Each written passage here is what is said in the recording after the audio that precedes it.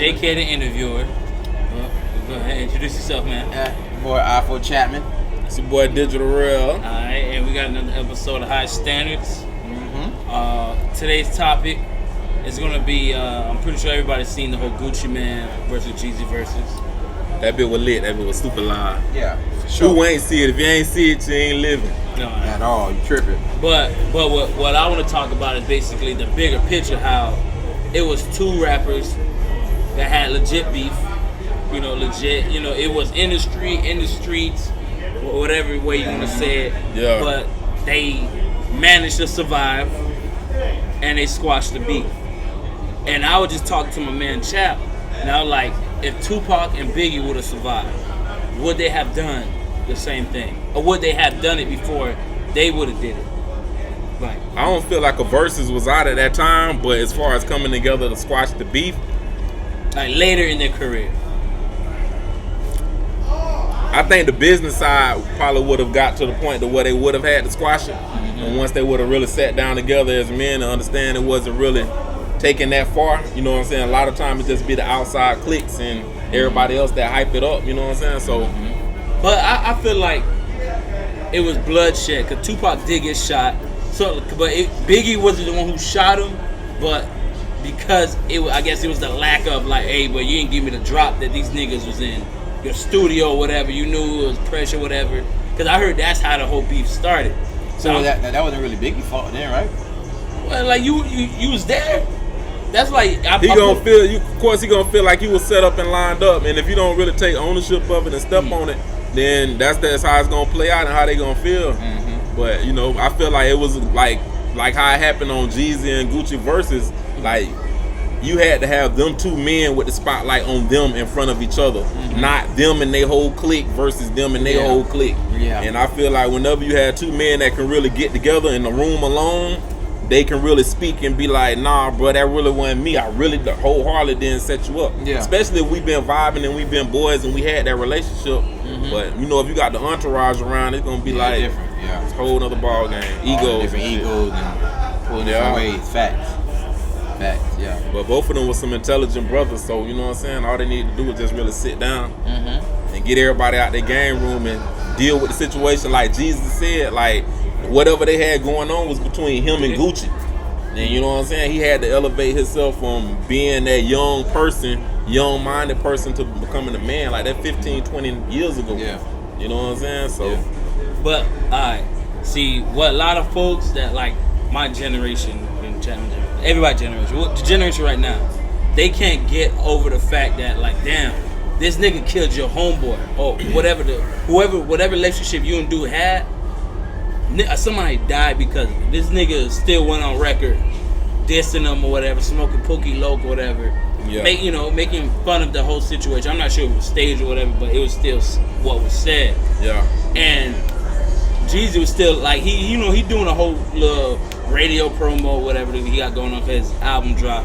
And he was like, yo man, I look past it, a bigger man, blah blah blah. And I'm looking at him like, okay, if you kill my dog, I feel like him and dude couldn't have been that close for like, bro, you killed my dog. But we could look past it because of money. I'm like, I feel like dude, like, on some street shit, like, I don't think, like, if you really in the streets for real, like, both foot in there, you not letting that shit slide. Nah, it's like, how Ron homeboy saying get back with Rondo and shit, like, bro, no. But it's a different type of, like, how you in the streets.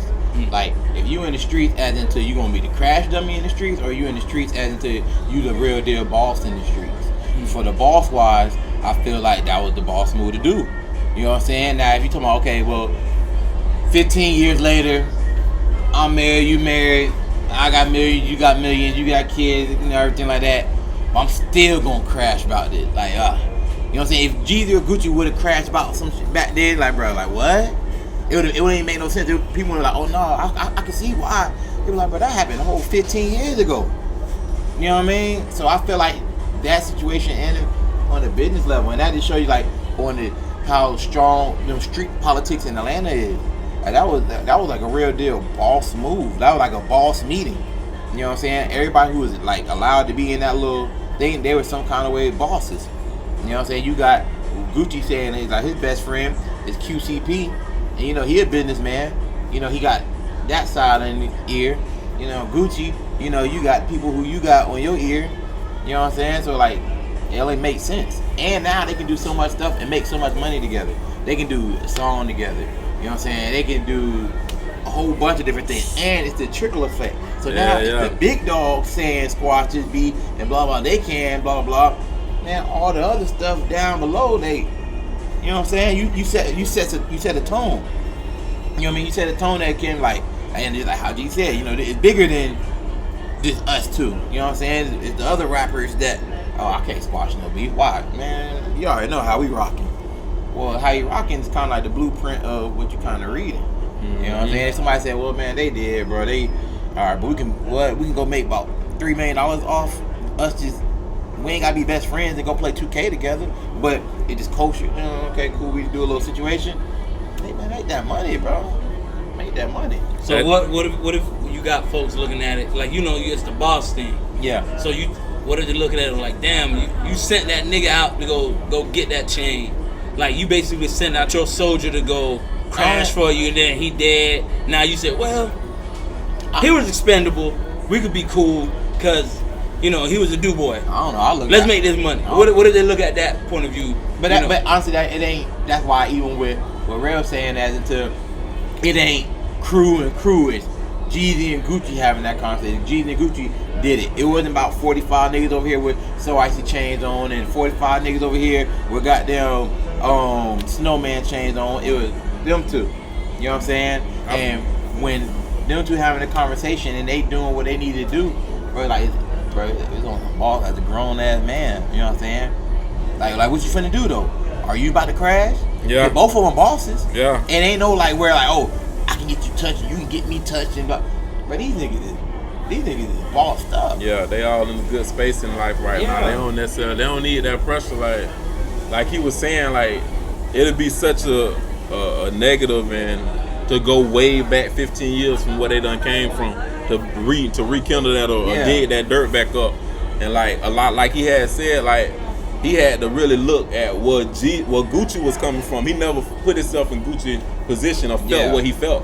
Everybody be saying like, oh, Gucci killed Jeezy partner, but Jeezy sent somebody at this man. You know what I'm saying? And don't nobody ever talk about that or really, you know what I'm saying? So he got Gucci. I mean, Jeezy pretty much got to eat that. Yeah. Cause you did that. Yeah. Gucci ain't sent nobody at Jeezy. You know what I'm saying? If he would have sent somebody at Jeezy, like what if Guap would have got killed? You know what I'm saying? Like nobody don't ever look at that side of the story. So for them to squash that and move forward, I mean that's great for the culture. I feel like that was the best thing hip hop has ever seen. Yeah. We've been taking so many L's this year too. Yeah, like off back to back.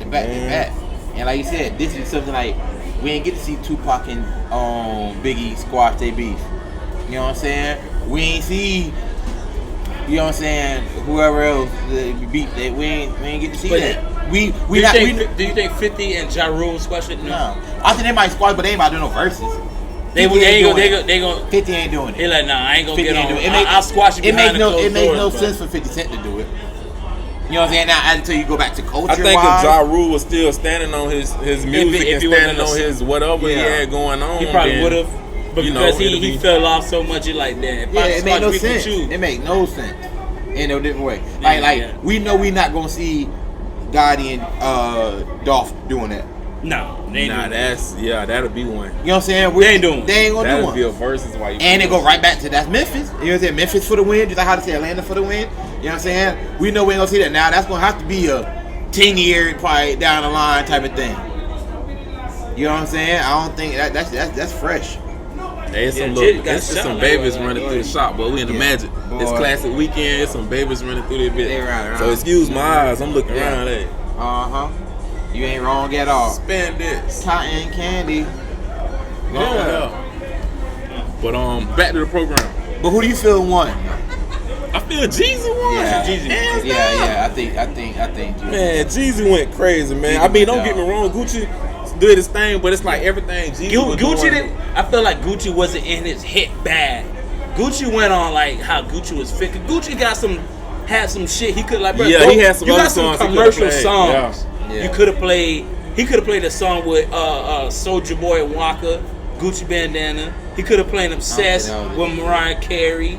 I don't like that he started using a lot of other people featured songs, and it seemed like Gucci Jeezy just kept dropping hits, his own personal hits, and it was like all the old school hits that everybody wanted to hear. Because I feel like Jeezy struck out 4-1. Like when I was keeping score, I think it was like it struck out 4-1. Yeah.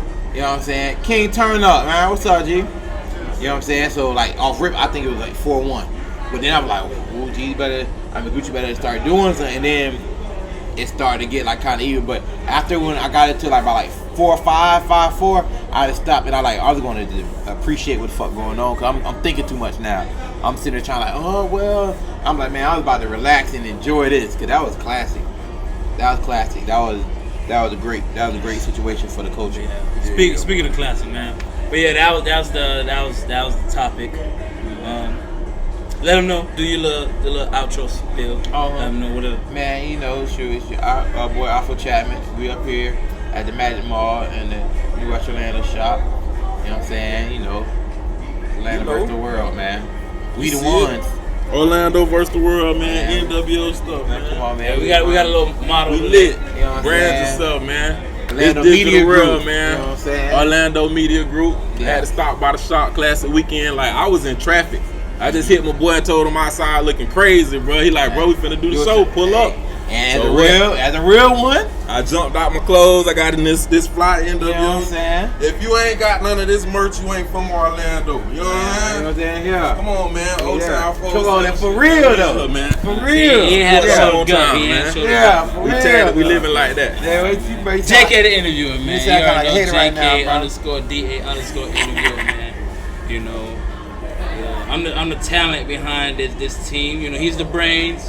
He's a special guest, and I'm the talent. Man. I'm a creator. I'm a plug. I'm a source.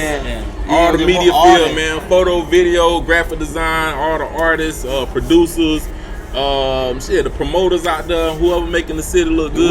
The real blog, man. We out here. You know what I'm saying? Not these outsiders. We ain't doing that, bro. We ain't doing that, bro. I support everybody in the media field. I don't got no issues with nobody in the media field, no cities, no town, none of that shit. Don't worry, he ain't gonna see it anywhere. We trying to get this outlet out there. You know what I'm saying? All right, man, we out. It's all love, support.